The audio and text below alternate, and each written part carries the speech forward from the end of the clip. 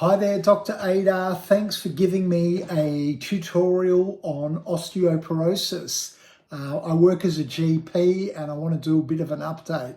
Can you help me with that? Absolutely, Dr. Grant. I'd be glad to help you with an update on osteoporosis. Let's start with a case example. Imagine you have a 70-year-old female patient who presents with a history of frequent fractures. What initial steps would you take to assess her for osteoporosis?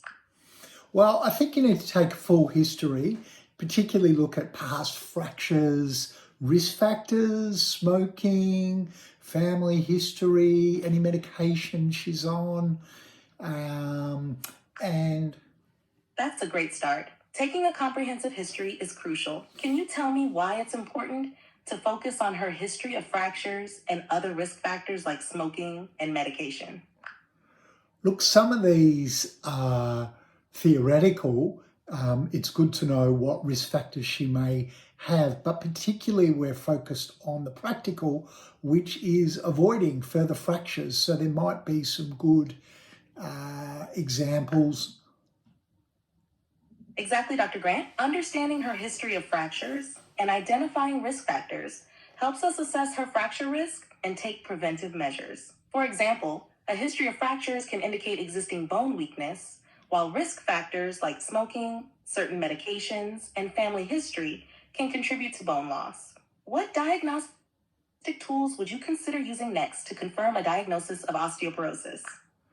I think these days in Australian general practice, the DEXA scan is going to be really important, but some background blood tests, calcium, phosphate, in particular vitamin D would be critical. Maybe parathyroid hormone, thyroid hormone, be worth having a look at as well.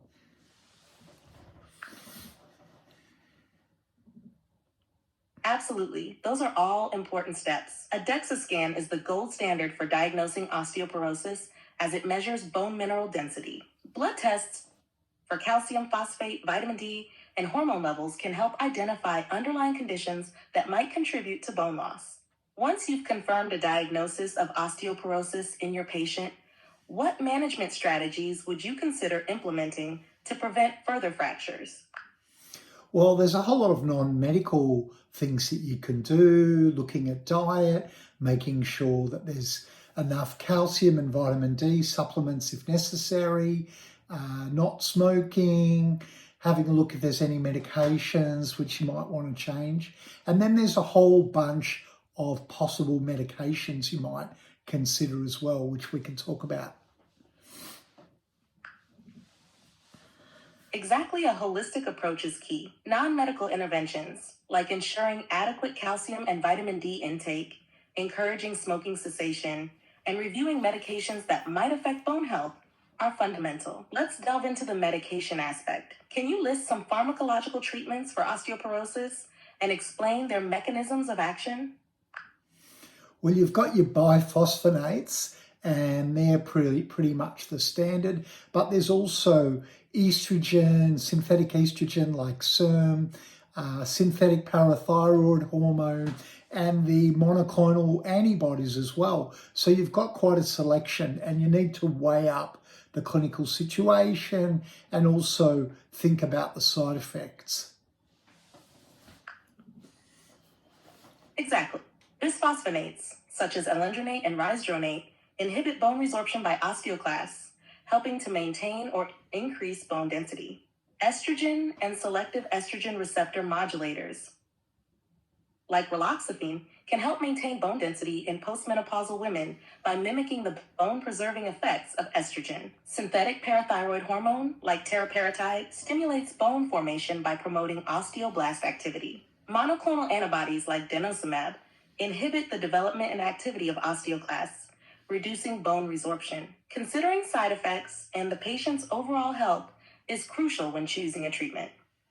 For example, bisphosphonates can cause gastrointestinal issues and rare cases of osteonecrosis of the jaw, while denosumab can increase the risk of infections.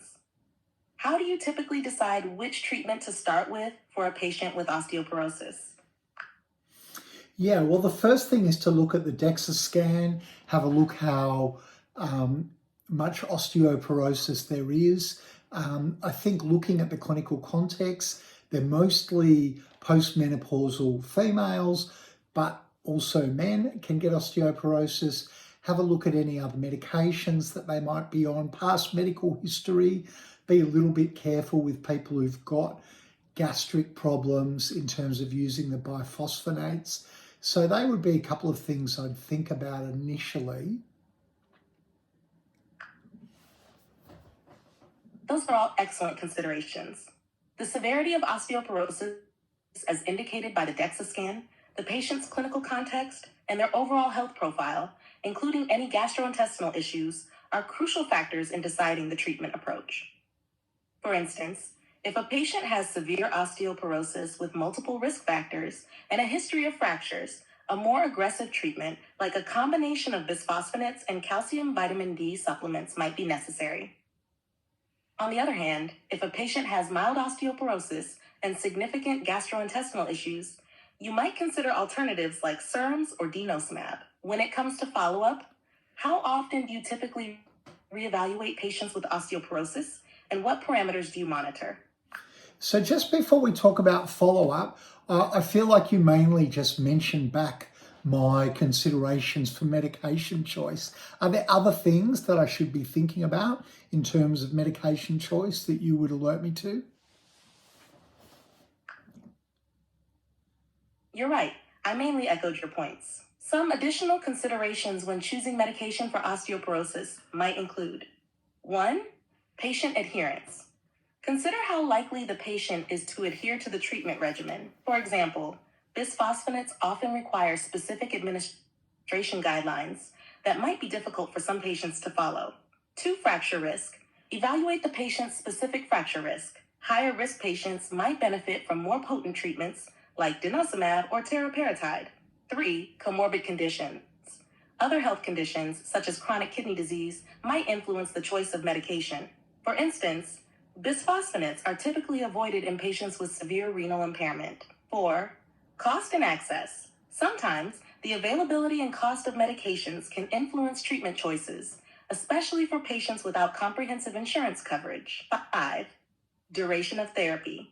Consider how long the patient is expected to stay on the medication. Some treatments are recommended only for a certain duration due to potential long-term side effects.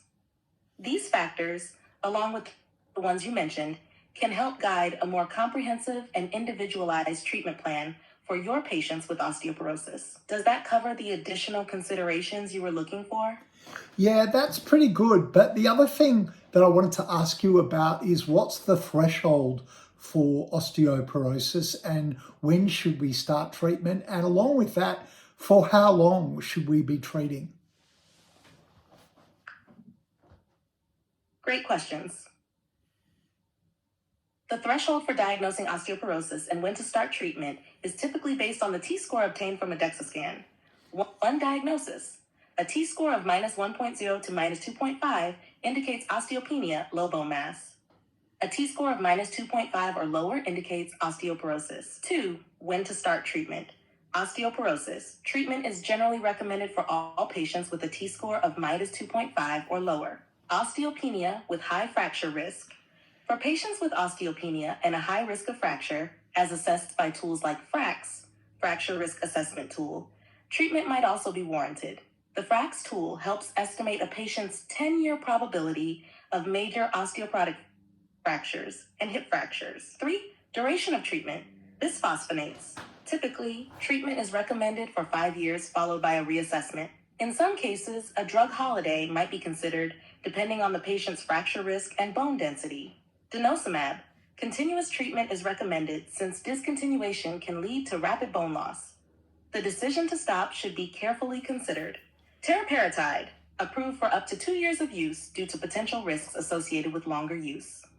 SERMs and hormone therapy. Duration depends on individual risk factors and tolerance. Regular follow-up and reevaluation, typically every 1 to 2 years, can help assess the effectiveness of treatment and the need for continuation or adjustment of therapy.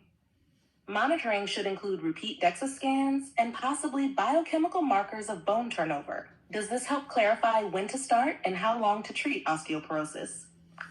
Yeah, that's pretty good. So I'm a pretty old GP, and if I recall that hormone replacement therapy used to be a big part of the treatment. What's the thinking about that these days?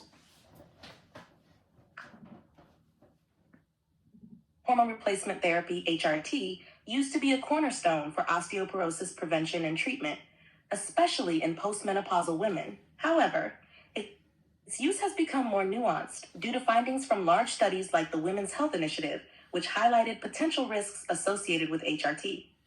Current thinking on HRT? Benefits. HRT is effective in preventing bone loss and reducing fracture risk in postmenopausal women. It can also alleviate menopausal symptoms such as hot flashes, night sweats, and vaginal dryness. Risks. Increased risk of breast cancer, especially with long-term use. Elevated risk of cardiovascular events such as heart attacks and strokes. Increased risk of thromboembolic events, blood clots. 3. Guidelines. HRT is generally considered for women with significant menopausal symptoms who are at risk of osteoporosis, particularly if other treatments are not suitable. The lowest effective dose should be used for the shortest duration necessary to manage symptoms. Regular reevaluation of the risks and benefits is crucial. So something else that I wanted to ask you about is there a role for natural therapies for osteoporosis? Is there much evidence for them?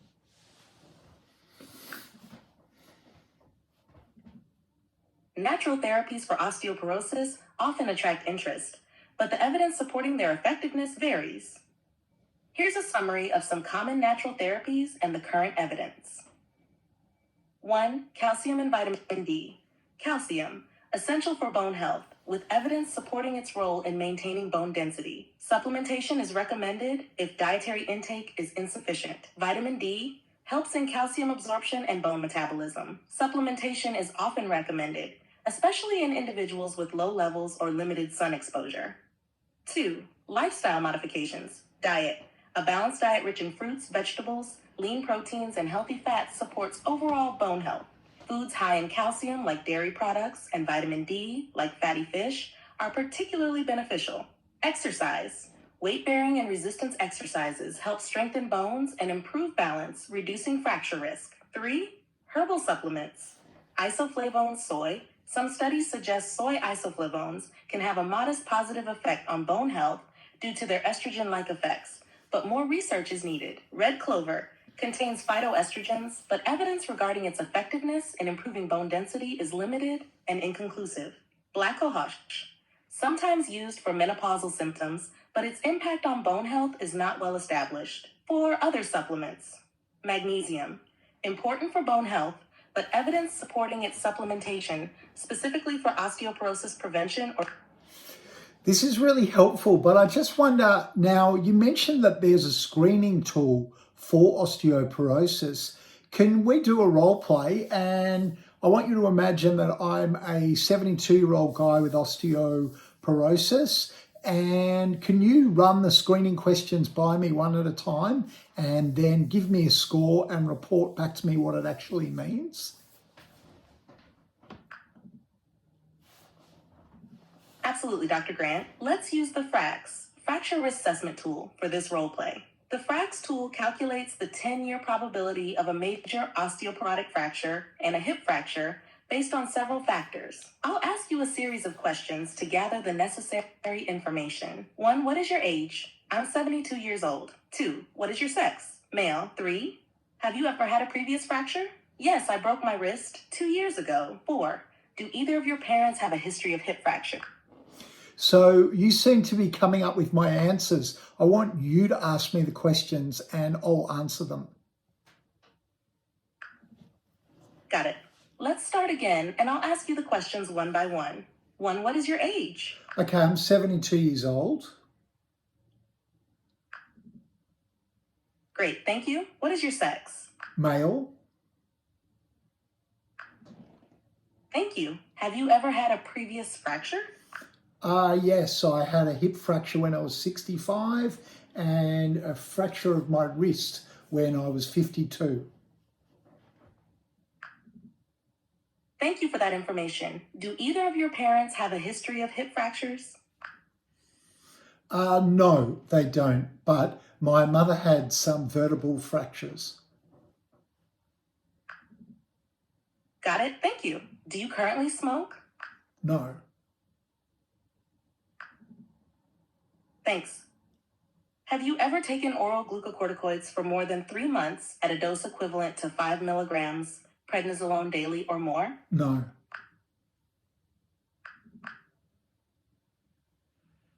No, I haven't. No, I haven't had cortisone. Great, thank you. Do you have rheumatoid arthritis? No. Okay, thank you. Do you have any other secondary causes of osteoporosis, such as type 1 diabetes, osteogenesis imperfecta, untreated long-standing hyperthyroidism, hypogonadism, or chronic malnutrition? I've got type 2 diabetes. Thank you. Do you consume alcohol, and if so, how much? I probably have 2 glasses of wine a week. Got it, thank you. Finally, what is your weight and height so I can calculate your BMI? Okay, I am 5'9" and I weigh 93 kilograms. Thank you. I'll calculate your BMI first. Your height is approximately 1.75 meters. BMI equals weight is height M. BMI equals 93 kilograms, 0.75 equals 30.4. Now let me input this information into the FRAX tool to calculate your risk. FRAX results: 10-year probability of a major osteoporotic fracture.